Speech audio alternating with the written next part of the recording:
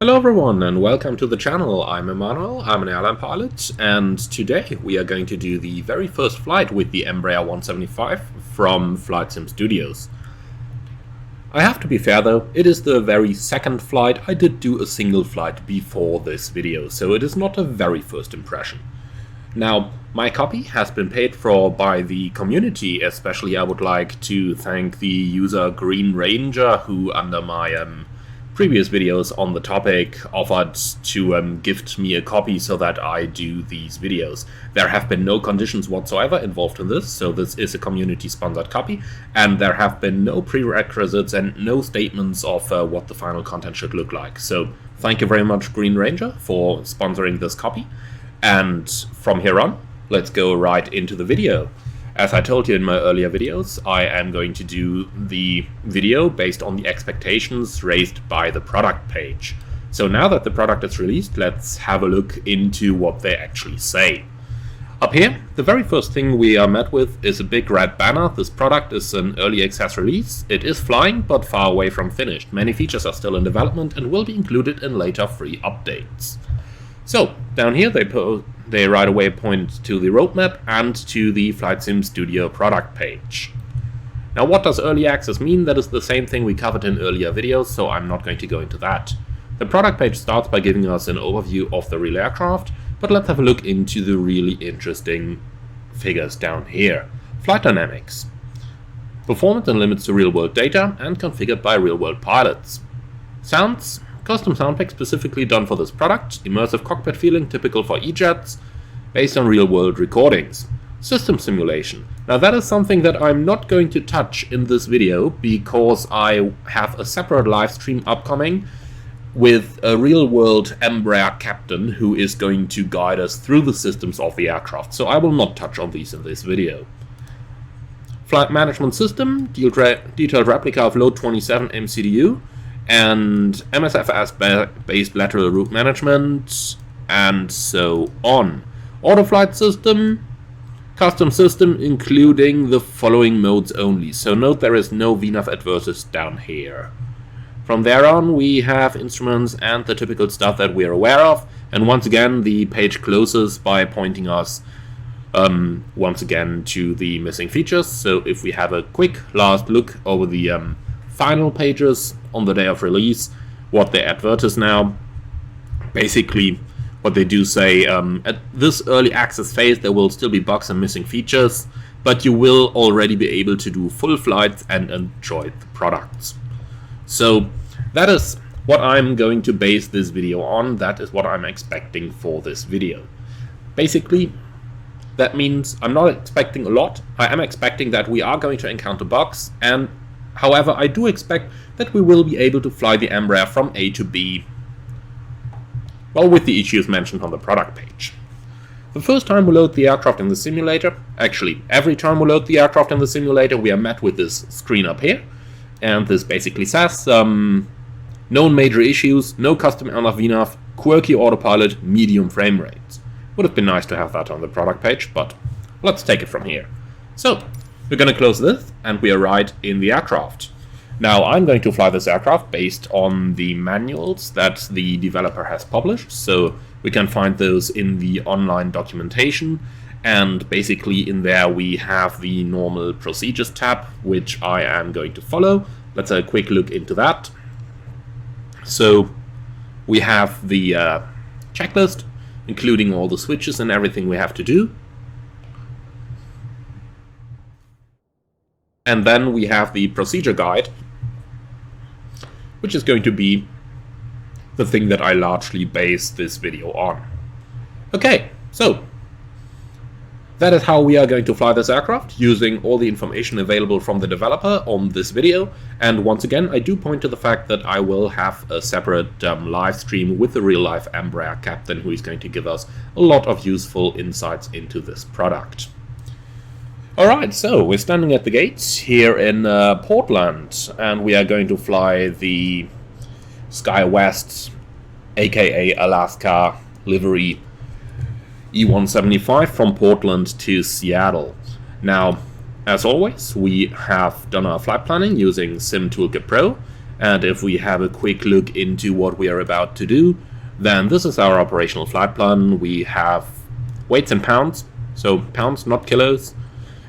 And that's pretty much it. Weather for the entire flight is forecast quite good, and looking into it, Seattle has very nice weather conditions, and Portland does as well, with the RVR temporarily on runway 10 right dropping down a little bit due to the broom and the few clouds at 0. So that's the weather condition. We are going to load the aircraft using the default Microsoft Flight Simulator load system, because there is currently no custom system implemented to actually load the airplane. So let's take a little bit extra, because who knows, I might decide to do a couple loopings en route. So 5.3, give me half an hour more, so 1.3 more, give me 6.6, something around that. And 6.6, alright.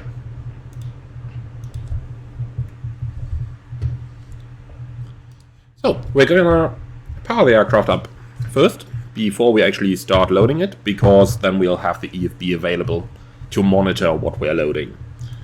So, all the procedures you are going to see are taken right from the developer's website.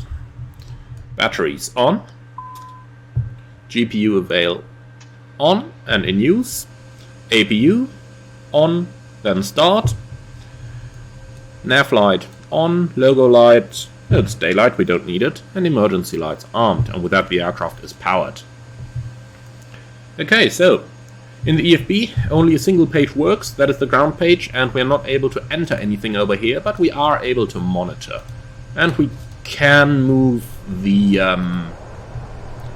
we can open and close the doors, so that works. Okay, so let's see. Weight and balance. Man, it's been a while since I used that.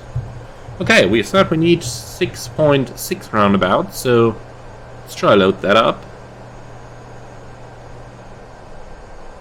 Here we go, 6.6. And for zero fuel weight, we said we have 66,000 pounds.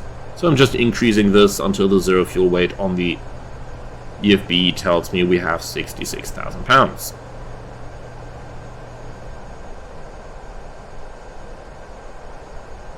Okay, tiny bit more, but that shall be fine.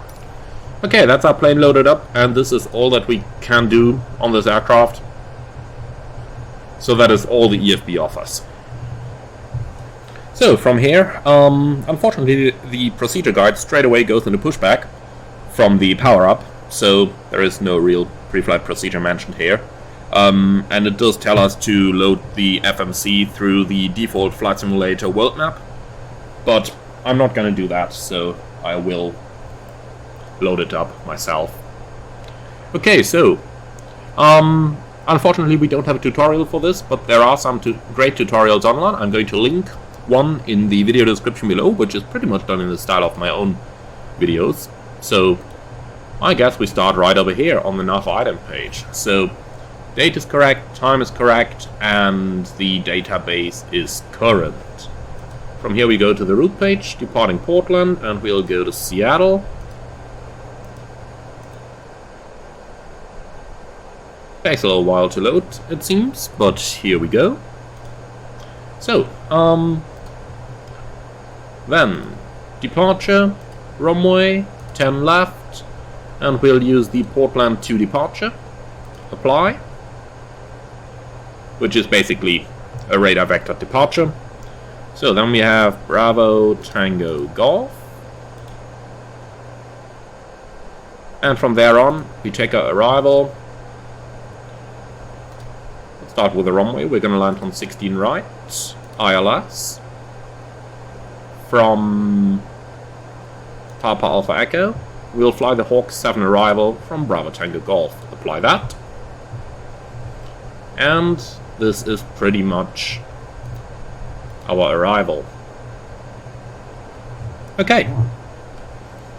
So then let's go to the performance pages once again. Performance initialization. Now, if we hold the mouse over the screen, we get this little indicator down here. Pretty much like what we saw in the PMDGs 20 years ago, but still, 10 years ago, sorry. So, takeoff and landing fuel. So once again, we don't have a manual for this, so I just have to type something myself now. So 6,600, and our landing fuel. We have a look into the operational flight plan. We are gonna burn 1,900 pounds. So let's say our landing fuel then becomes 4.7. Okay, then next page. We are gonna need some winds, and the average wind on this one is 163 at 17.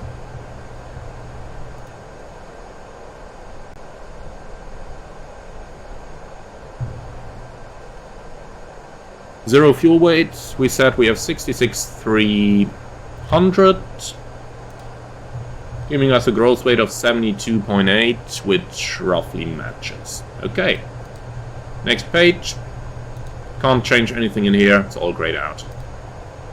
Okay, so performance, takeoff. So for the current weather, we remember from the flight plan we have a wind of 310 at 5. Gives us a slight tailwind, but that's fine for me. And a runway slope of 0, and it is a dry runway. Okay, can't enter anything in here. Fair enough. So, unfortunately, I cannot enter anything over here. So no flex temperature, no nothing. Fair enough. At least we have some takeoff speeds calculated for us over here.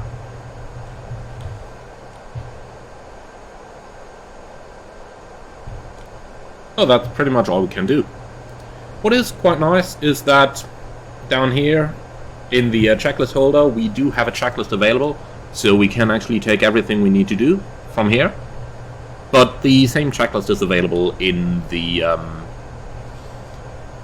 developer's website as well, so I'm taking it from there. So basically we are looking at everything to be in auto except for the hydraulic 3A pump. And that is pretty much what we seem to have. The belts can go on, APU is on, wipers off, lights are set as required, basically only the nav light is on. Then if we go further down here, everything is in auto except for the 3A pump, which is off. Pressurization all in auto, all in auto, all in auto. So, on my autopilot control panel, we'll start with a cleared altitude of 5,000 feet. That looks good to me. And the speed is initially going to be V2 137.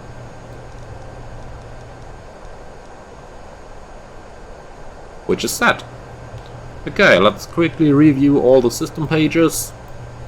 But again, I'm not going to go into detail about those, because I will have a separate video where I'll have someone as a guest on the channel who is most certainly a bigger expert on the aircraft than I am, which means that he will be able to give you more information on how accurate or not this is.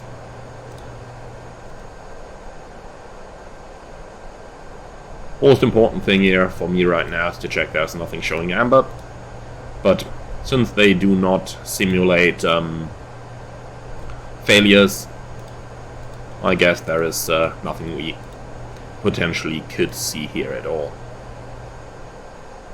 Okay, so that's pretty much that completed. Let's quickly set up our map, and this is all we need. TCAS certainly can go on. Let's see, we can select the terrain display, and we can select the weather display. Even though I don't see any weather radar indications on here, so nothing about the tilt, for example, but we can select something, even though it doesn't look, well, it simply looks like the default GPS. But then again, they said this is based on the default, so that doesn't really come as a surprise, does it? Okay. Auto brake RTO. Engine start switch is off. The rest is pretty much in auto, and that's pretty much all we need to do. So there is a little sticker down here. Dear fellow pilot, thank you for supporting us In this early access, it is made with hard sweat and lots of coffee. It may not be complete, but yet we are constantly working on it. Please carefully follow our procedure guide for a smooth experience. Best, your Flightsim Studios team. Okay, well, we are trying to follow exactly that guide, so let's see on how that is going to work out.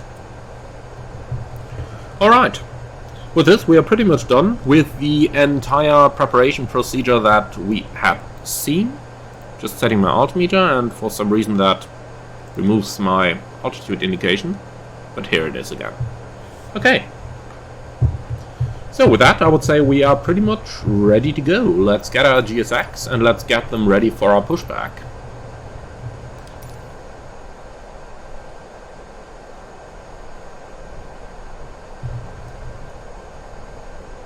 A small thing, it says in the manuals that if you do encounter performance issues, every single one of those 5 display units here is calculated separately. So if you turn them off, then you are gonna save a lot of frames. So basically, if you go to the right side, you turn those displays off, they say it does increase your frame rate. Now, personally, mine runs stable anyway, so I don't need to do anything about it. But it is notable, if you are in highly congested areas like Los Angeles, that the frame rate does drop. So, frame rate in this one, on the very first impression at least, doesn't seem to be that great. But we'll see about it. Okay, that sounds to me like they're almost ready. Then we are on APU. Let's get rid of that GPU. Close those doors.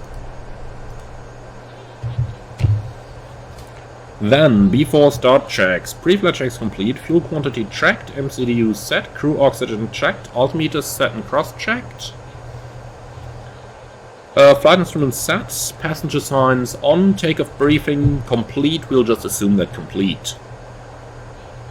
So, below the line, seatbelt shoulder harness checked, takeoff performance set, auto brakes RTO, trims are in the green band.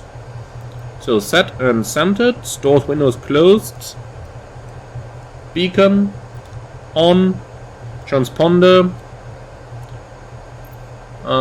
standby short, GSX. So transponder, that is a bit of a thing, it's controlled over here, but look at that, I click on it, then the menu comes up, but I can only select between standby and TARA. I have nothing in between. If I go in here, it's all grayed out as well. So that much about the transponders. Okay, so transponder on and park and brake to go. With that, we are pretty much ready to push. So GSX, do something good to me, for once, at least. Where are we parking? Okay, we need to push to the right, so nose right. Release parking brakes. Alright, brakes off. Commencing push. All engines clear. Start at will.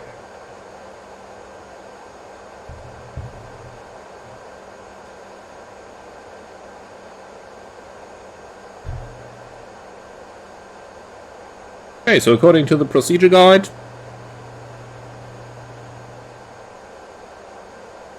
it is notable to say that in the manual it says pushback using GSX Pro works, but aircraft will sink into the ground during push. We already informed FS Stream Team about the issue, but haven't got any youthful reply to solve the problem yet. I like it how they say any youthful reply. Okay, so to start up the airplane, it basically says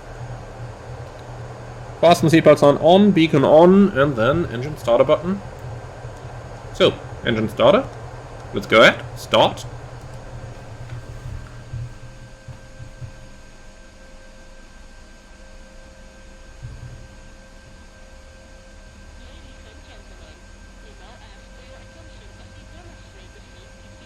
Can you hear that safety demo in the background? Let me turn the sounds up a bit.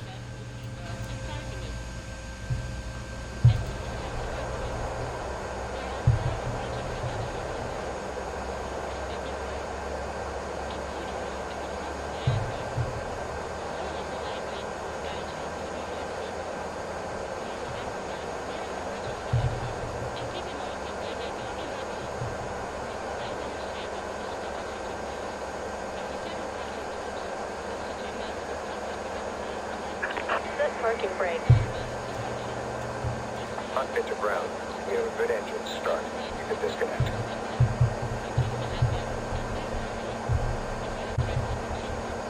Okay, that looks like a good starter number 2. Let's go ahead and start number 1.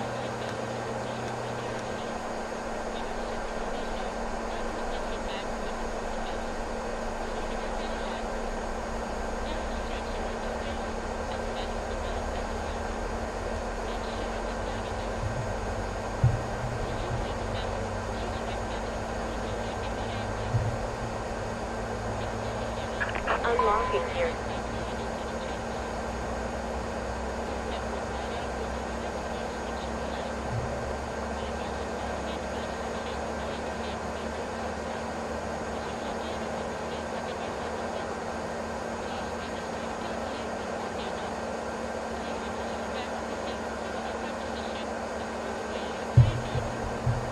Tow truck disconnected. Bypass pin removed.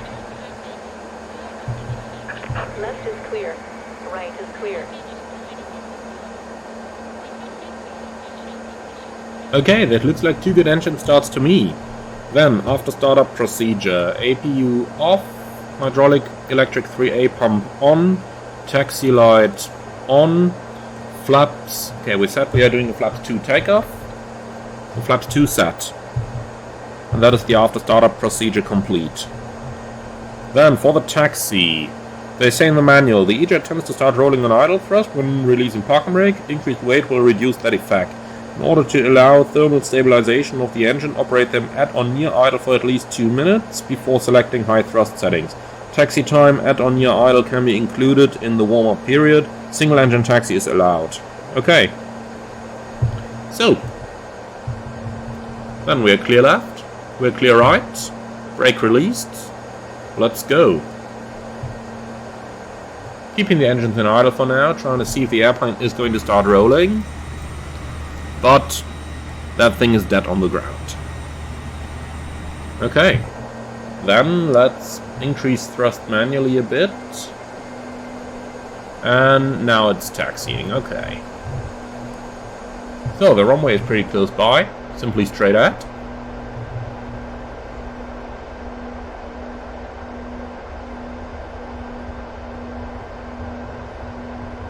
Interesting shadows up here.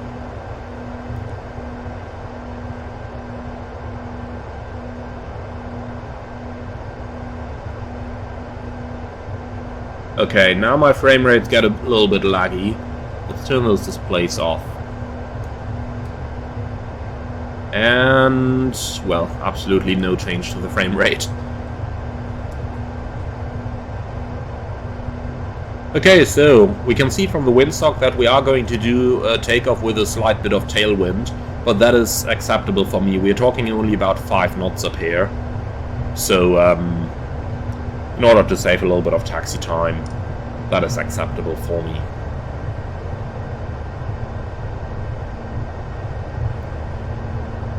I will stop the airplane in front of the runway so that we can go ahead with our checklists and actually do all the procedures carefully.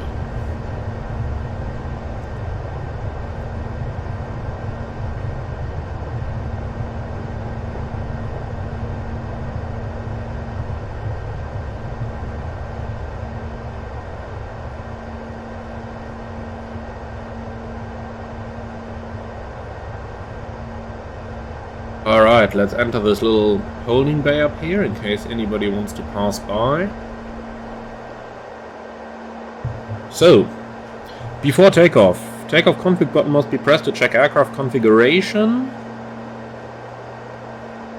Then the toga button on the throttle lever must be pressed before takeoff, or latest to set the autoflight system into takeoff mode. Okay, so, we'll start with the takeoff config test. Takeoff, okay. Says that it is okay. Good, then. Strobe light on. Landing lights on. And takeoff config checked. Now, where is the actual toga button? Got to be the one down here. So, that puts us into takeoff mode on the flight directors. Okay.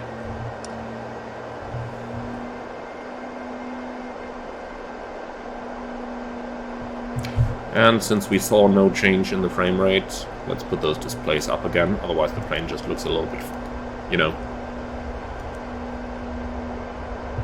Okay, clear right. Okay, now my frame rate seriously got a hit when I turned those displays back up, so off they go again. Yep, that's better. Now I can see a difference. On the first, before I started touching it for the first time, it was kind of fine, but now, well.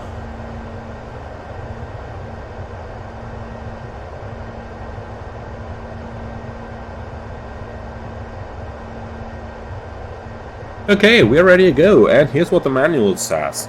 Ensure takeoff mode has been on by reading the FMAs on the PFD. It is.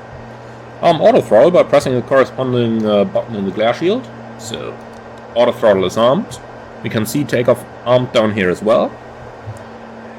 Adjust thrust to 40%. When engine stabilized, advance thrust levers to toga. Auto throttle will take over at 50%. Minimum airspeed at positive rate is V2 plus 10. Okay, so that's all set. And later on for the climb procedure, all it says is target speed 250/270 and use level change during climb. Okay, then that is all we have to do. So let's go. Stabilized. Auto throttle is taking over indeed. Let's give it a little bit of positive pressure on the control column here. And takeoff thrust set, indications normal. 80 knots.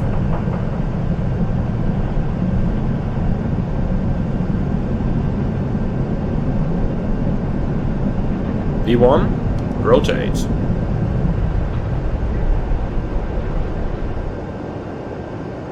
Okay, that rotates a little bit strange. Well, positive rate, steer up.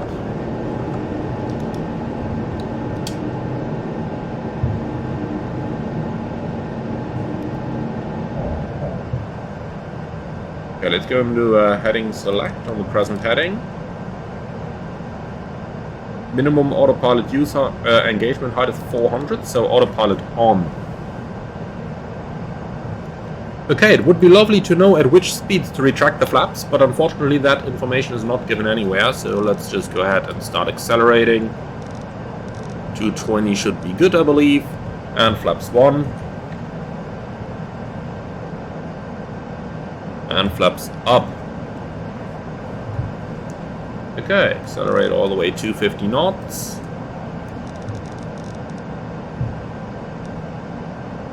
And let's just climb straight ahead initially. I think a height of flight level 200.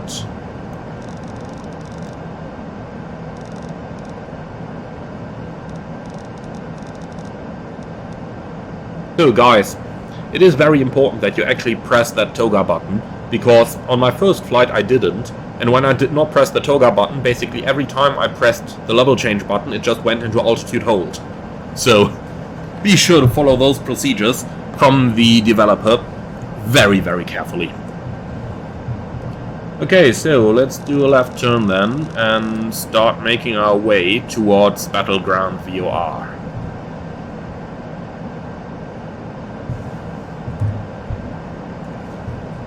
In the meantime, what does the checklist say after takeoff? Landing gear up, APU off, and slats flaps up after takeoff checklist complete.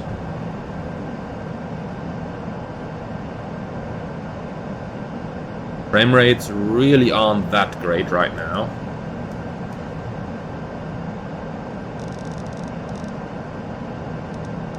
In terms of frame rate, this is probably worse than the Mad Dog is on my system.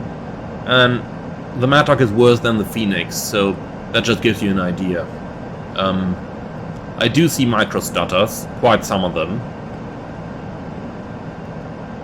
Okay, so the PFD says we should be quite good to use LNAV. We are on the route over here, so let's do that. LNAV. Let's see where that is gonna fly us. Well, this should turn to the right now. we should be doing a right-hand turn. What is it doing here? Okay, let's see. Probably it tries to fly us back to the magenta line up there. But if it does this, then the indication on here would be entirely wrong. Because basically this should show this track that we see up there, and then the needle should be deflected all the way to the left, as we are to the right of the track. So that is what it should do. Also up here, this should show how close we are to the route, and obviously we are to the right of our route, as we can see on here. So this should be deflected to the left. So we're above 10,000. Landing lights off, fasten belts off, taxi lights off. Let's accelerate the speed, 270 knots.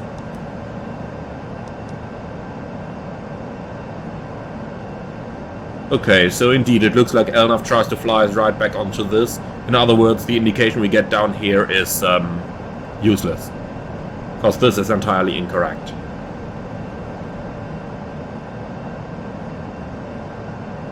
Look at that, now we are approaching the route, but the deviation is incorrect. We are to the right of our route, so this should be on the left side.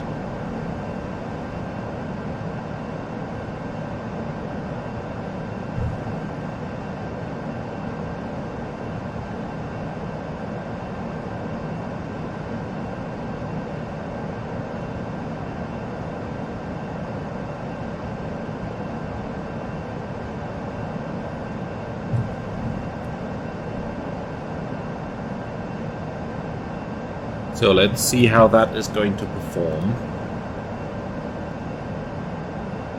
3,000 to go. By the way, in case you see some lagging on the altitude tape up here, that is indeed in my simulator as well. That is not the recording software. Okay, approaching 2,000 to go. Vertical speed and 2,000. That's standard. Passing level 184, climbing level 200. Why is auto throttle off? Did you guys see when the auto throttle disengaged? So we have 1,000 to go. Here's 1,000. Let's put the auto throttle back on. It doesn't engage anymore.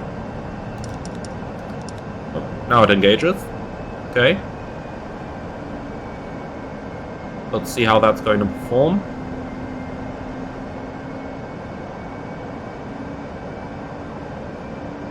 By the way, look at the indication down here once again. That is totally incorrect. Why does it want us to fly a track of 350? We are more on a track of 335 over here.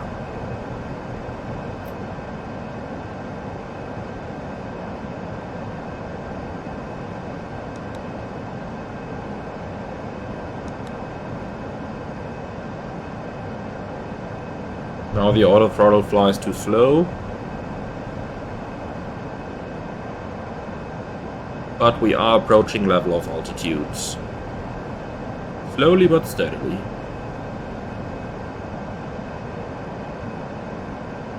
What's it doing now? 400 feet a minute approaching selected altitude. That is very slow. Also, why did the procedures never tell us to put the auto brakes off? Okay, here we are. Fine, we've made it to our cruise level. So, let's have a look into what is to come.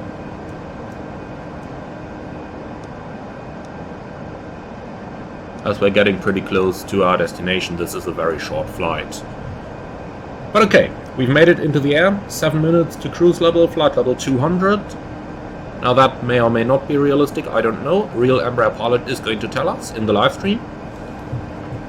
And for the cruise, there is basically no procedures on the checklist, and in the procedures guide, en route, auto throttle will disconnect if throttles are being used by user input, exception airspeed is less than 60 knots. Well, I seriously hope that's never going to be the case in the en route phase of the flight, but at least we made it onto the cruise flight. So, yeah, once again, Down here, that seems useless, so I'm just gonna look on the navigation display right now to judge my navigation. Apart from that, let's take a very quick look how long it's actually gonna be to our destination. And what's that? 155 miles, but an hour and 35? No, that can't be right. Hour and... No. What's our ground speed? Do we have that anywhere? Yeah, here. Ground speed 375, so that means 11 miles a minute. So what are we looking at? 153 miles divided by 11. That's something like 15 minutes or so to our destination, not an hour and 34. No idea where it got that from. Okay, so in the FMS, yeah, I tried to enter some constraints, but as you can see, there are none. So let's just see if we can enter something over here. So let's see, for example, if I want to enter 18,000 feet at Hawks. It doesn't work, I cannot put anything in there. So this is literally only very basic navigation. Very, very basic lateral navigation. But okay, for the purpose of this video, I am going to assume that there will be no vertical restrictions on the arrival. That would just make things a little bit more complicated for us. But I am going to assume that there are no vertical restrictions on this one. And if we do assume that, 20,000 feet means 60 miles for the descent, plus 7 to lose our airspeed, so 67 miles. In other words, the star is going to lead us, beam the airport. Unfortunately, do we have a plan mode? Yeah, we do have a plan mode. Okay, let's see if we can skip through that somehow.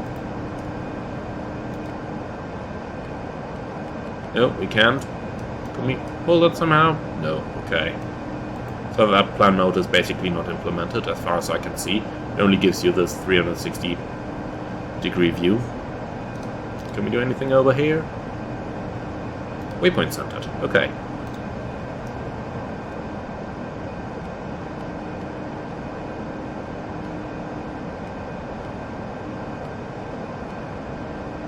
But still, nothing.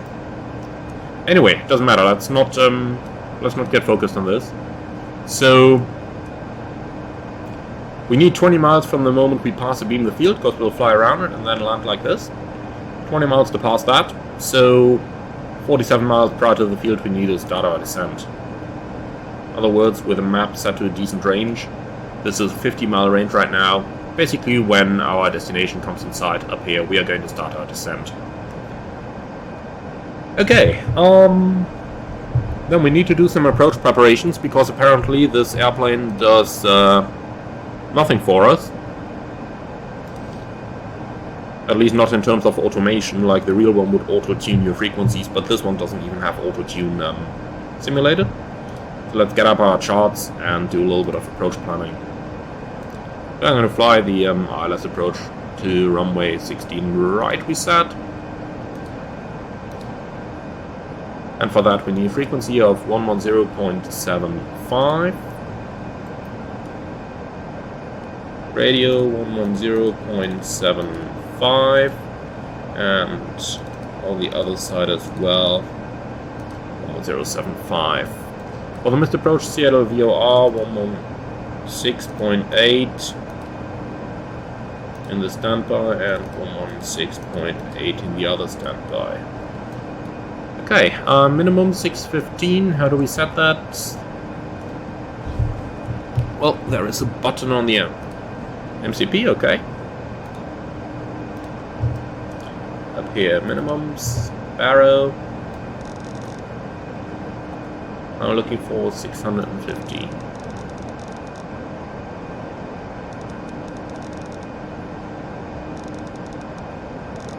Doing now. Here we go. We can only set it in tens, so 620 is gonna be our minimums then. Alrighty, auto brakes. Well, we don't have any performance calculators, so I'll just take auto brake medium. Should hopefully be a good setting, and that should be pretty much it. So,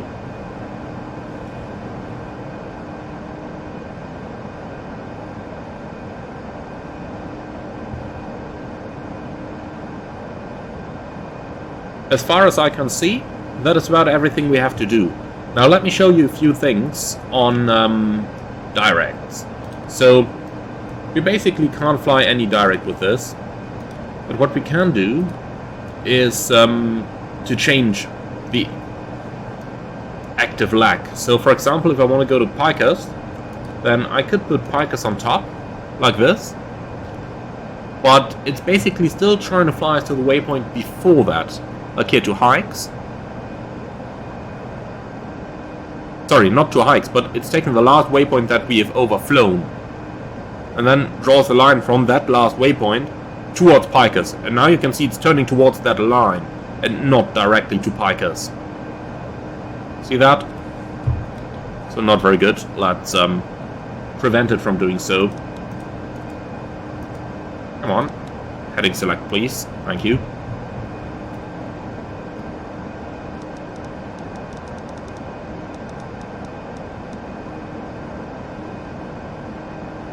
Let's use heading select to get it back on track. So, we see Seattle Airport coming into view over there shortly. In other words, when that is a little bit more into view, like about 40 miles, then we are going to start our descent.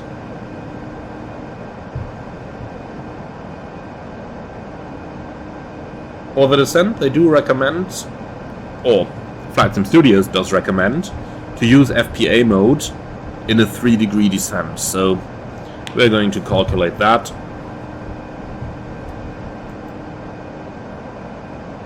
Here we go. So FPA, select the lower altitude. Let's go all the way down. We want to make it simple on this. So down to 3000 FPA.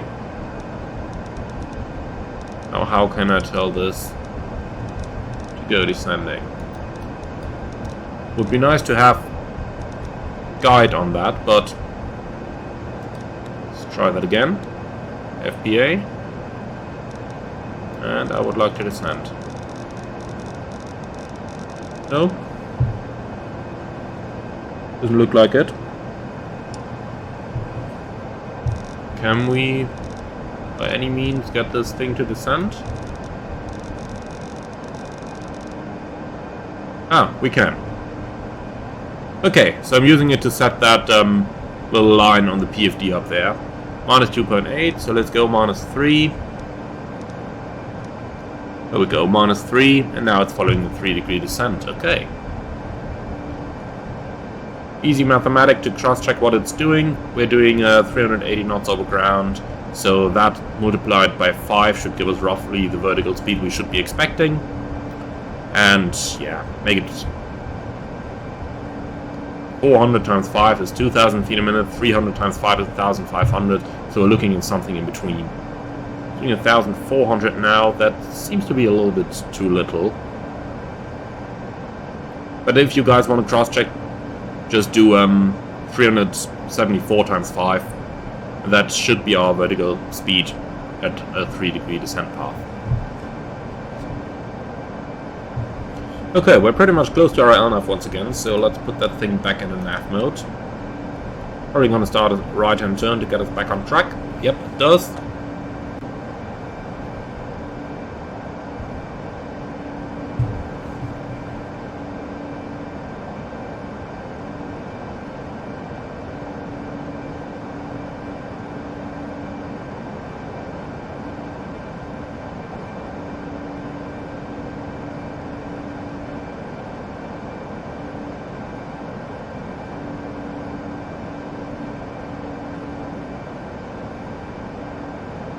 So, set QNH,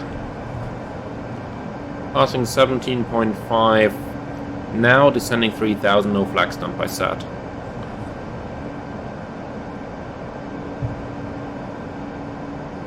Okay, so passing 17,000, 17 times 3, it's roughly 51 miles that we'll need, 25 to run until we rebeam the field. Then another 20 to go, so we have 45 miles. Might be a tiny bit high here, but I messed up the initial descent, so that makes sense. Therefore, let's descend a little bit quicker. Let's use a 4-degree slope.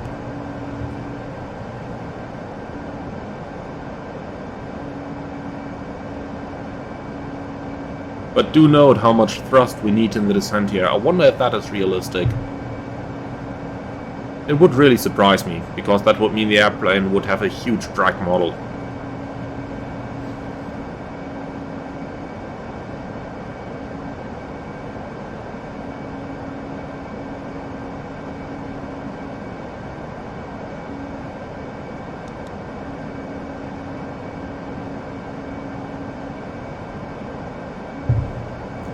Passing 15,000, seatbelt signs can go on. In the meantime, let's have a quick look into the checklist down here. So, descent. Fast modes on, altimeter set, ICAS checked, descent checklist complete. Okay.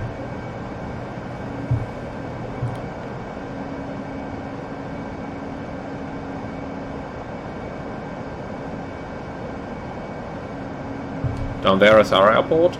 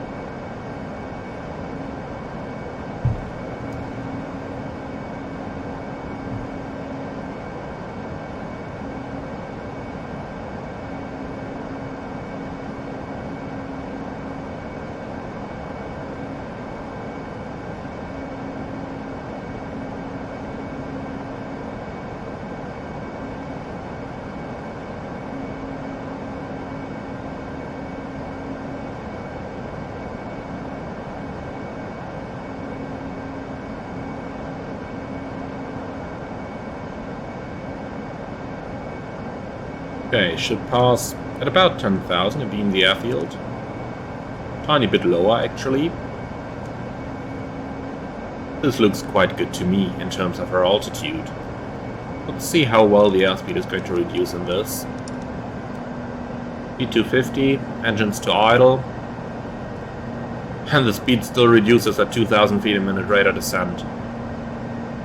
Slowly, but it does reduce. Okay, let's try level change. See how that's gonna... What's it doing now?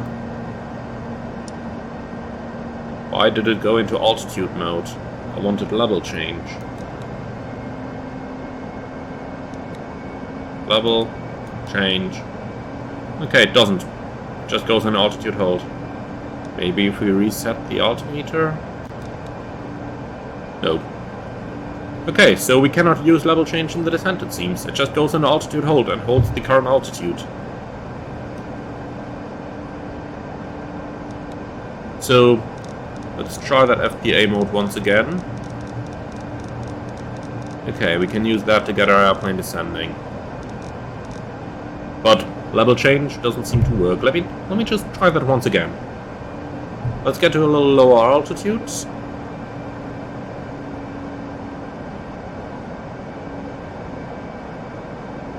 I want to get at least 300 feet away from the altitude where it happened previously.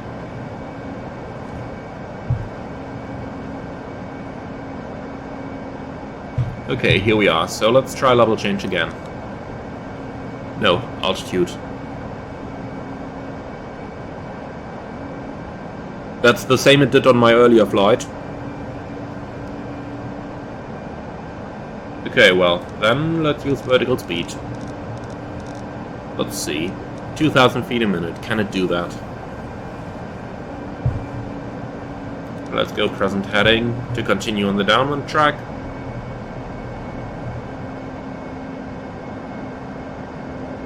Now, for the landing in the MCU down here, we do have a landing page. So let's see, temperature forecast from the ground is 9. The wind is 050 at 2. There is no ice. Okay, let's go to the landing page. What do we have here? VREV, V approach, VAC, V flap select. Okay, so I guess this is the minimum clean speed then. It's just a guess. 189.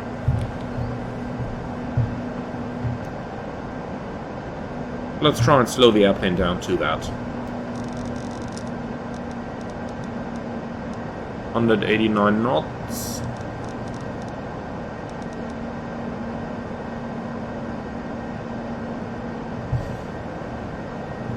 Once again, let's get level change, another try. No, still goes on the altitude.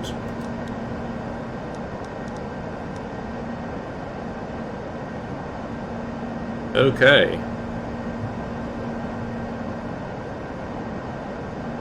Then on here we can go to vlog so that we get some ILS data up here.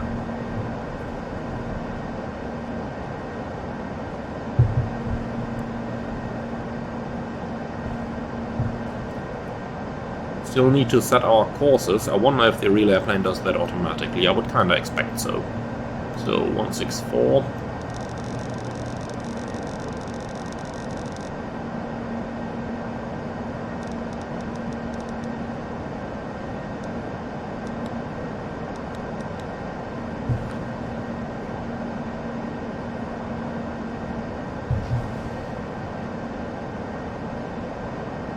Okay. Let's do 1,000 feet a minute. We want to get down after all. Slowly getting toward the glide slope. Let's start the right hand turn. Base leg first, 080. Flaps 1 in order to get a bit more drag. Let's quickly see the approach checklist. We don't have one. Okay, then we don't have one. And in the manual for the approach there is a warning in there that the airplane is unable to intercept the ILS using the approach mode. So we have to approach the localizer with a 30-degree angle and heading mode, and once localizer needle starts moving, press approach button on the glare shield panel. Okay, so let's fly the plane a little bit closer to the center line, and then we'll start our intercept turn for a 30-degree intercept. The runway course is 164, so we need to do 134 degrees.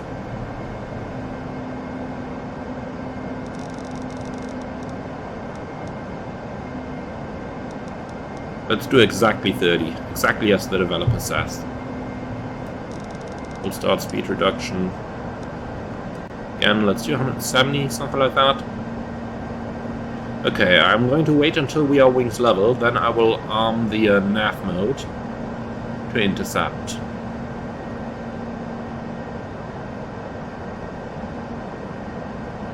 Okay, we are approaching wings level. Lock is armed. And then they say in the manual, once localizer needle starts moving, press approach button on the glare shield panel. Okay, so we wait for this to start moving. And then we press approach.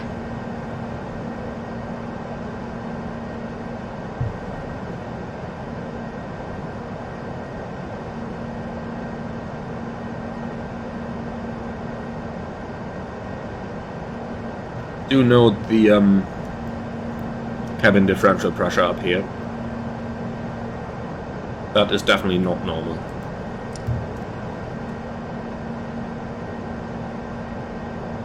Okay, the localizer should start moving any moment.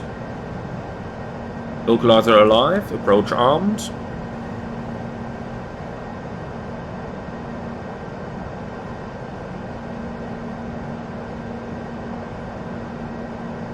Is it going to capture eventually? Nope, it just flies straight through the localizer. I did this exactly as they said, no? Okay, let's go on a heading to re-intercept. And try that again. Let's Let's descend to another 1,000 feet or so. Vertical speed, 1,000 feet a minute. Approach mode disarmed once again. So we need 194 as the new intercept heading.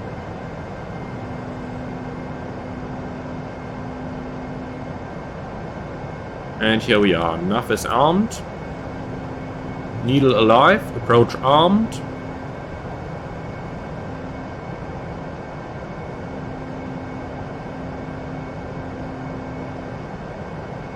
Nope. It just flies right through it again.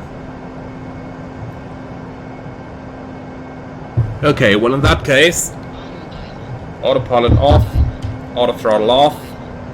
Let's get some hands-on flying experience with this.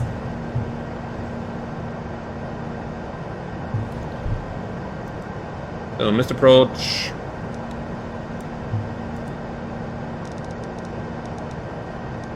"3,000 feet set. Up there is the runway." Okay, gear down. Flaps 2.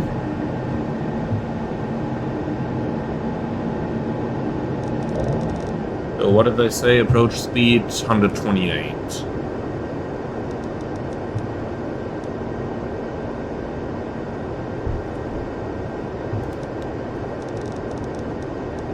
Localizer alive. Let's see how well this flies by hand.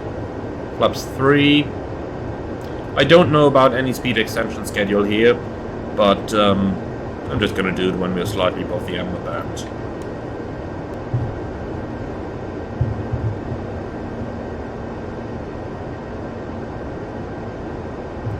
Okay, so at 128 knots we're looking at something like 600 feet a minute rate of descent to stay on that glide slope.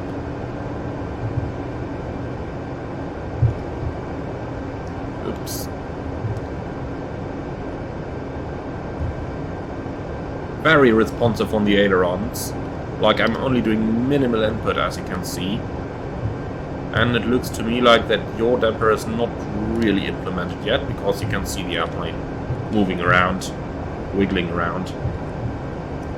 Okay, so did we do this? No, we didn't. So lights on, belts on.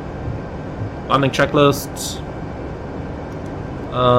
Attendance notified, ICAS check, gear down, flaps full, speed brakes.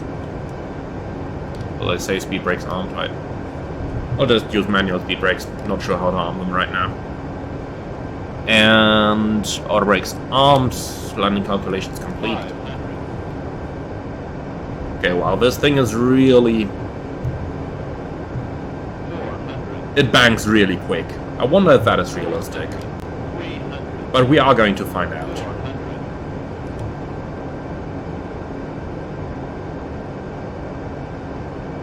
Okay, minimums. No oral call out?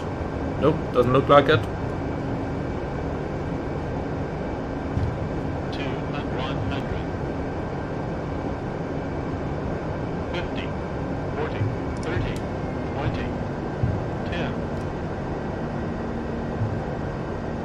Come on, sit down. Here we are.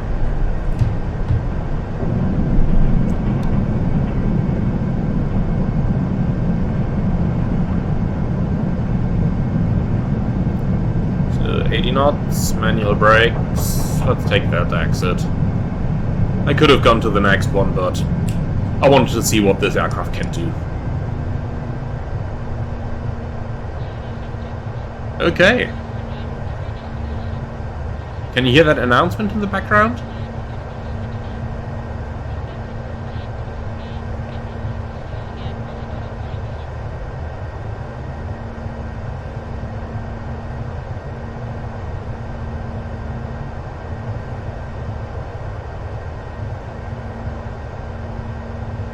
So, that runway is vacated. Unfortunately, the procedures guide of the developer ends upon landing. There is no more information available in there. So the procedure guide just thinks the flight is finished upon landing. We do, however, in the checklist have some after landing and shutdown stuff, so we'll just have to use that for now. So, after landing, lights as required. But I mean, about as much as this. And strobe light can stay on as we are still about to cross a runway. Flaps up.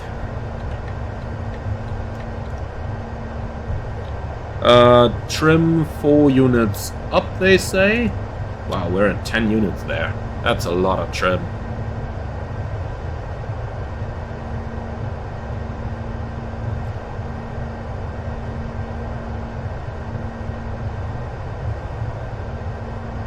So where are we now? 4 units up. Stop here for a second and APU start. Okay, so that's the after landings complete. Then let's keep taxiing to a gate.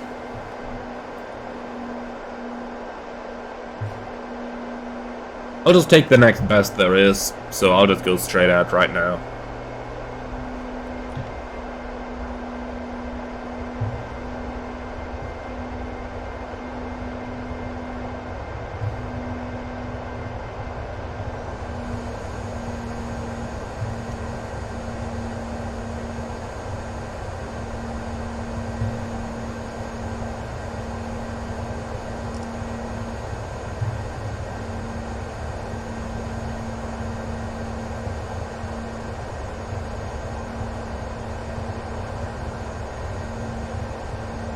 Okay, so gate Bravo 6 it is.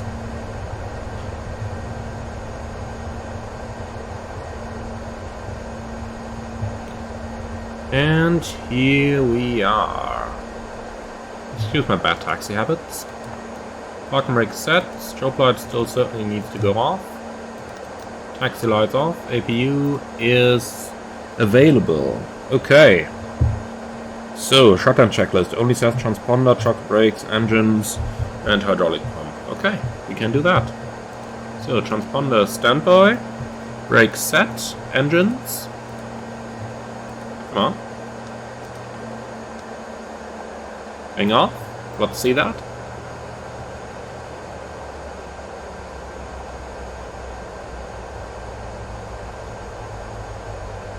Okay, both engines below 20%, so Elect 3A pump off, and it doesn't say anymore in the checklist. That's where it ends. So I guess we just have to assume that we can turn the belts and the beacon off right now, and that is pretty much it. Okay. So we've made it, our first flight in the Embraer. So what do I think about the airplane? Well, let's start straight away. Would I recommend you to buy the Embraer now? The clear opinion on that, my clear opinion on that is no. But why is that? Well, let's go into a couple of details. First of all, in this video I did not have a look into any of the systems. We are going to do that in a separate live stream with the real-life Embraer captain, so that we get the expertise on hand to actually judge the systems. I'm not going to do that.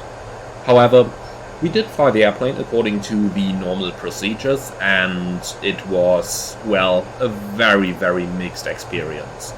Now, initially things went quite well, in that we could do the pre-flight, we could do the departure.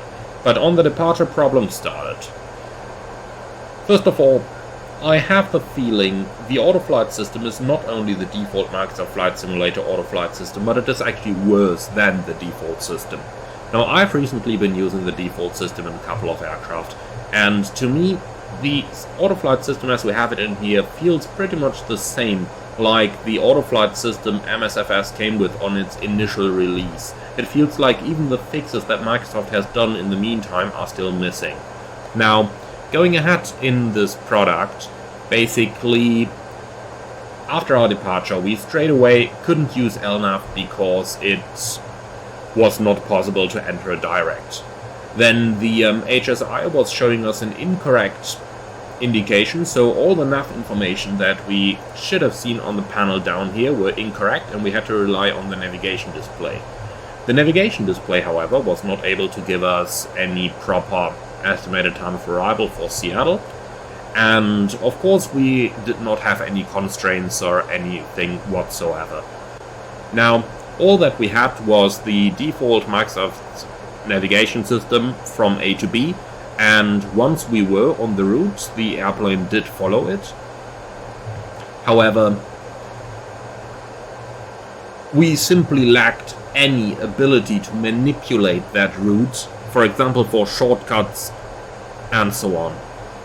Now comes the descent, and that is going to be my greatest point of critique. Level change, even the basic level change that the airplane is advertised to have, is not available in the descent, so level change does not work. The airplane simply goes into altitude hold mode.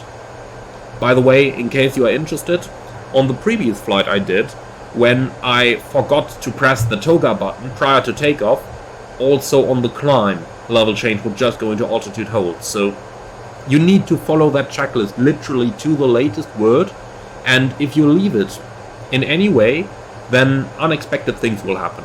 Now, in a real airplane, if you don't press toga, are the other modes going to be available to you? Yes, absolutely. There is absolutely no way how the real aircraft would just enter alt hold if you press the level change button. There is no way it would do that. And I can say that even without an Embraer type rating. That is just basic piloting of an airplane.